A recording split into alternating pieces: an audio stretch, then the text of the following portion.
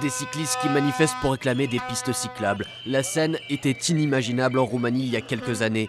Cendrillon des routes, le vélo était un objet presque honteux, le moyen de transport du pauvre.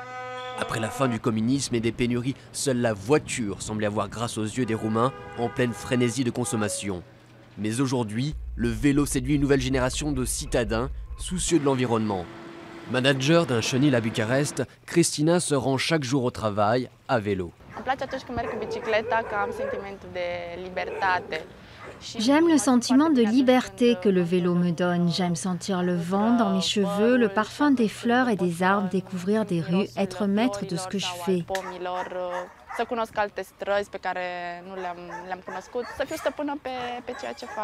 Bucarest est une des villes les plus polluées d'Europe. Le nombre de voitures a bondi en 20 ans de 1,2 à 4,5 millions. La croissance exagérée du nombre de voitures dans les grandes villes, les problèmes de pollution et toutes les discussions sur l'écologie ont réussi ces dernières années à sortir le vélo de l'ombre pour lui rendre sa place de moyen de transport alternatif et récréatif.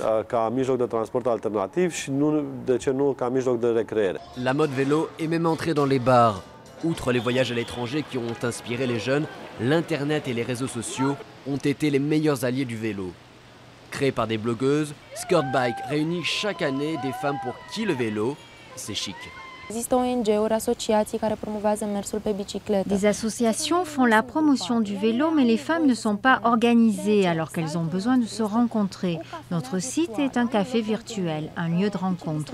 Les femmes cyclistes nous laissent des commentaires sur les trajets, leurs peurs, les vélos qu'elles doivent acheter en fonction de leurs besoins et nous essayons de leur donner des conseils.